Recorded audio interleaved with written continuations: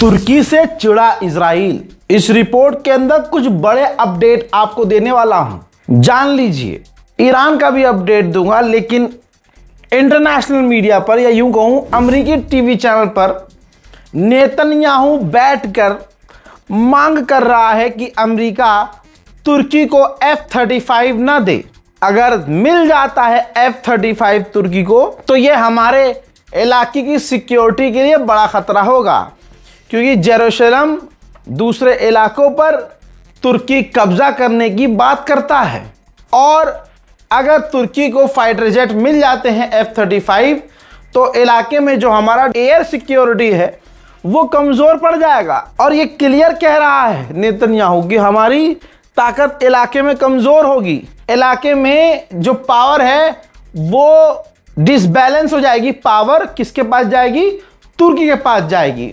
तो तुर्की का डर नेतन्याहू दिखा रहा है। उधर तेहरान टाइम्स ने छापा है, लार्जेस्ट फ्यूनरल इन हिस्ट्री, इतिहास का सबसे बड़ा फ्यूनरल। ईरान में बड़े हादसे को इंटरनल सिक्योरिटी ने रोका है, बड़ी कामयाबी मिली है। 2 ऐसे लोगों को ईरान ने गिरफ्तार किया है जो ईरान के अंदर ही बम लगाने की कोशिश कर रहे थे। ईरान के अंदर जो भारी गुस्सा देखा गया है, ये देख लीजिए, ट्रंप के खिलाफ देखा गया है। ट्रंप का पुतला तक भी लटकाया गया है फांसी पर।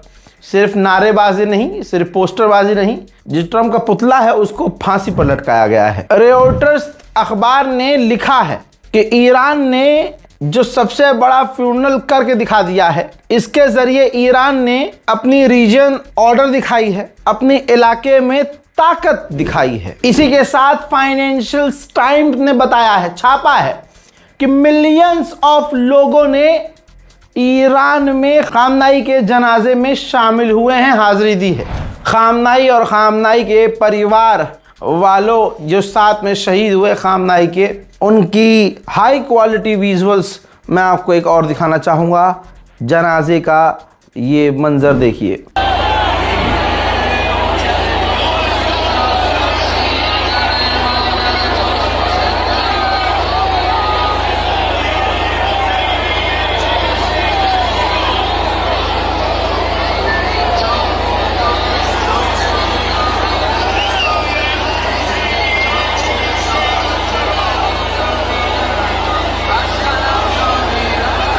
ताज़ा अपडेट की है, तस्वीर देखिए। खामनाई की बॉडी को अब कुम लेकर गए हैं। जी हाँ, कहा जा रहा है कि कुम में भी नमाज जनाजा होगी। जहां जहां मेन जगह लेके जाया जा रहा है वहां उनकी नमाज जनाजा दोबारा होगी, ऐसा अभी हमें इनपुट मिल रहा है। मेरे दोस्तों, रूसी वो स्टाफ जो ईरान के न्यूक्लियर पावर प्लांट पर काम करते थे, जिन लोगों को रूस ने निकाल लिया था ईरान से जंग के दौरान, अब वो वैज्ञानिक रूसी वापस ईरान आ रहे हैं। मेरे दोस्तों, मैंने पहले ही कहा था कि गोदी मीडिया, इंडियन मीडिया पर किसी को भरोसा नहीं करना चाहिए। अब दोस्तों, एनडीटीवी जो एक वक्त जब रविश कुमार सर वहां मौजूद थे तो भाई साहब क्या ही बात थी एनडीटीवी की, लेकिन जब मोदी का गुलाम एनडीटीवी हुआ तो भाई साहब सुअर से भी ज्यादा गंदा हो गया एनडीटीवी।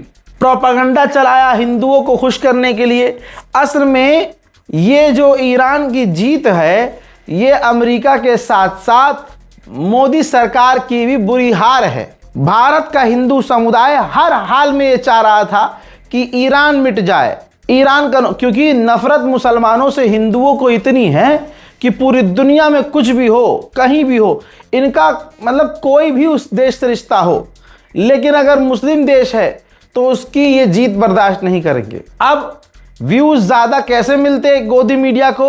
मुसलमानों को तकलीफ में दिखाकर, मुसलमानों का नुकसान दिखाकर। एनडीटीवी ने वही किया। एक स्क्रीनशॉट देखिए। एनडीटीवी ने रिपोर्टिंग करते हुए बताया कि अंतिम विदाई के बीच खोदी जा रही हैं हजारों कब्र, हजारों लोग मारे जा सकते हैं। तुरंत हम जो बार बार ईरान को मेंशन करके ये समझाते हैं, वो असर ईरान के एम्बेसी में नजर आया है और ईरानियन एम्बेसी में डायरेक्ट गोदी मीडिया को लेकर सतर्क कर चुका हूं। अक्सर मैं ईरानियन एम्बेसी को ये जानकारी देता रहता हूं। हजरात मोहतरम, उसका असर ये है कि ईरान इन इंडिया यानी ईरानियन एम्बेसी जो भारत के अंदर है, उसने तुरंत एनडीटीवी को फैक्ट चेक कर दिया और लिख दिया फॉल्स न्यूज़ है, झूठी खबर है, बेसलेस क्लेम है, ऐसा है ही नहीं। ईरान के अंदर जो बता रहे हैं कि 3000 कब्रें खोदी जा रही हैं, ऐसा है, ये झूठ है। कोई ऐसा स्टेटमेंट नहीं है और ना ऐसी कोई सच्चाई है। भारतीय इंडियन यानी इंडियन मीडिया झूठ फैला रहा है। यह हाल हो गया है एनडीटीवी का। मेरे दोस्तों, ज्यादातर अरब देशों के अंदर या दूसरे गरीब मुल्कों के अंदर अमेरिका और इजराइल का कब्जा है। वो कब्जा कैसे करते हैं? जो जोलानी है वो अमेरिका और इजराइल का गुलाम है, भले ही उसकी इजराइल से नहीं बनती, लेकिन सीरिया पर कब्जा करने में जोलानी का फुल सपोर्ट इजराइल और अमेरिका का था। आज भी खुद सीरिया के अंदर इजराइल कब्जा कर रहा है और कर चुका है, लेकिन जोलानी बोल नहीं सकता कुछ क्योंकि अमेरिका का गुलाम है। ऐसे लेबनान में लेबनान की सरकार, लेबनान का राष्ट्रपति अमेरिका का पूरा गुलाम है, कुछ कर नहीं सकता, लेकिन हिजबुल्लाह वहाँ मौजूद है और वो इजराइल और अमेरिका को बर्दाश्त नहीं करता, वो अपनी सरकार चला रहा है। ठीक ऐसे ही यमन के अंदर जो यमन की सरकार है वो अरब और अमेरिका की गुलाम है। 11 साल से ईरान की फ्लाइट को बैन किया हुआ है। ईरान जहाज लेकर पहुंच नहीं सकता था यमन, लेकिन हुथीज गवर्नमेंट ने जो वहां चला रहे हैं, अनऑफिशियल गवर्नमेंट, उनका प्रभाव इतना ज़्यादा है कि ईरान से उन्होंने बातचीत की और 11 साल का जो ब्लॉकेज था तोड़ा और ईरान की महान एयरलाइंस जाकर यमन की राजधानी सना में उतरी। सऊदी अरब ने और तमाम देशों ने रोकने की कोशिश की, लेकिन ऐसा नहीं हुआ। अब सऊदी अरब ने जब यमन को धमकी दी, यानी हुतीज़ को धमकी दी, हुतीज़ ने कहा कि बाबल मंदीब हम बंद कर देंगे लाला, ज़्यादा तेज़ न चलना। अब जाकर यमन की खुद की आधिकारिक सरकार जो अमेरिका की गुलाम है, उसने कहा है कि इंटरनेशनल कम्युनिटी को और दूसरे देशों को ईरान से जो फ्लाइट आई है और अब आना शुरू हुई है हमारे मुल्क में, इसे रोकना चाहिए। उधर में दोस्तों, एक लंबे समय के बाद जापान ने ऐलान किया है कि ईरान से बातचीत करने के बाद हमारे 10 टैंक स्ट्रेट ऑफ हॉर्मुज़ से गुजरे हैं। उधर इराक के अंदर जो ईरानी लड़ाके हैं, जिन्हें आप ईरान के प्रॉक्सीज कह सकते हैं, उन्होंने दिखाया है कि उनके पास क्रूज मिसाइलें हैं। जी हाँ, कोई छोटे मोटे हथियार नहीं, खतरनाक हथियार ईरान ने अपने प्रॉक्सीज को भी दिए हुए हैं। अमेरिका में जो इजराइल का एम्बेसडर है, उसने कहा है ईरान और अमेरिका की डील अलग है और लेबनान की और हमारी डील अलग है। और मैं उम्मीद करता हूं कि अमेरिका ने जो ईरान के साथ डील की है उसके अंदर ईरान की मिसाइल पावर को भी कम करने का पॉइंट रखा गया हो। ईरान के डिफेंस मिनिस्ट्री के स्पोक पर्सन ने कहा कि इजराइल पूरे इलाके के लिए खतरा है। Any country that would like to have a successful defensive capabilities, its capabilities is as same as the degree it can foil and contain threats and have a kind of deterrence for itself. To boost our own deterrence based on the threats we should be. Iran के parliament speaker ने कहा है कि खुदा शाहिद है, हमारी ज़मीन पर जिन लोगों ने हमला किया, हमारे इमाम को जिसने शहीद किया, उनको हम बख्शेंगे नहीं और उनसे बदला ज़रूर लिया जाएगा। 20 मिलियन से ज़्यादा ईरान में लोग इकट्ठा हुए। मैंने कल ही और परसों ही कह दिया था कि ये भीड़ देखकर नेतन्याहू को नींद नहीं आ रही और ट्रंप परेशान है। अमरीकी चैनल पर नेतन्याहू को आना पड़ा और कहना पड़ा कि वहाँ जो ज़्यादातर जो लोग हैं, 90 मिलियन लोग, उनमें से 80% लोग रिजीम से नफ़रत करते हैं, वहाँ की सरकार से नफ़रत करते हैं, लेकिन कुछ प्रतिशत 20% लोग हमारे खिलाफ सड़कों पर हैं और ट्रंप और मेरे खिलाफ नारेबाजी कर रहे हैं। पिछले 3 दिनों में स्ट्रेट ऑफ हॉर्मुज़ से 100 से ज़्यादा टैंकर गुजरे हैं और ज़्यादातर अब टैंकों ने ईरान के दिए गए रास्तों को अपनाया है। उधर जर्मनी की सरकार ने, जर्मनी की इकोनॉमी मिनिस्टर ने बहुत तगड़ा बयान दिया है और ट्रंप के मुंह को लाल कर दिया है।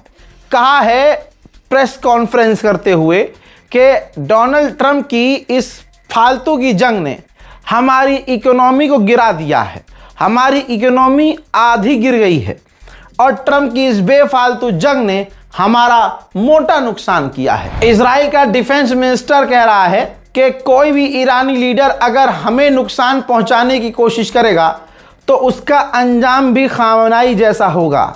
हजरत डरा हुआ है बेचारा। उधर जर्मनी का आप देखिए खेल। जर्मनी ने मांग की है पैसा दे ईरान, हमें पैसा दे। स्ट्रेट ऑफ हॉर्मुज़ में ईरान ने जो बम बिछाए हैं उनको साफ करने के लिए हम साफ करेंगे, आप पैसा दीजिए। गुलाबी सुअर फिर अपनी औकात पर आया है और कहा है कि 91 मिलियन लोग ईरान में हैं, हम जब चाहे जो चाहे कर सकते हैं, बमबारी करके उनके ब्रिज तबाह कर सकते हैं। हमने ईरान के अंदर एक मकसद से घुसपैठ की थी और हम फिर कर सकते हैं।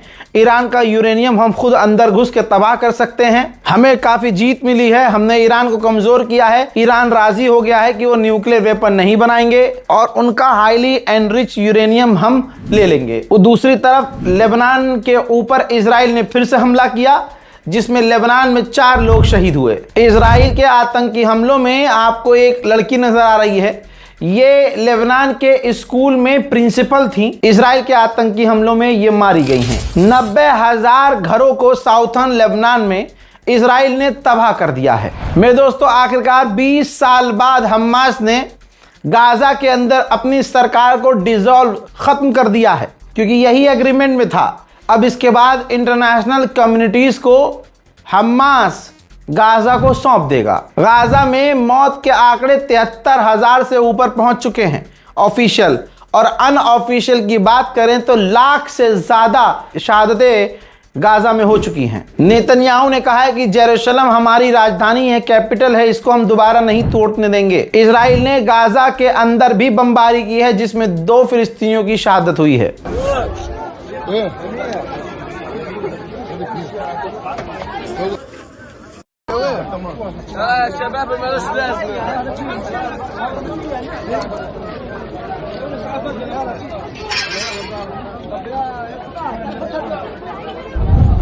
उधर इजराइल और ग्रीस की एयरफोर्स ने, तस्वीर देखिए, ग्रीस और इजराइल की एयरफोर्स ने मिलिट्री एक्सरसाइज की है। इजराइल की फौज का और खास एक और मुल्क है वहां की भी पुलिस ऐसा ही करती है। ये देखिए, एक कार के अंदर फिलिस्तीन में, वेस्ट बैंक में, कार के अंदर बच्चा मौजूद था। इजराइल का फौजी आता है, गेट खोलता है, ग्रेनेड फेंकता है और गेट बंद कर देता है। यूरोपियन का पहला लीडर बन चुका है फ्रांस का राष्ट्रपति इमैनुअल मैक्रोन, जो पहला यूरोप का राष्ट्रपति है कि जोलानी के आने के बाद सीरिया ये आदमी पहुंचा है।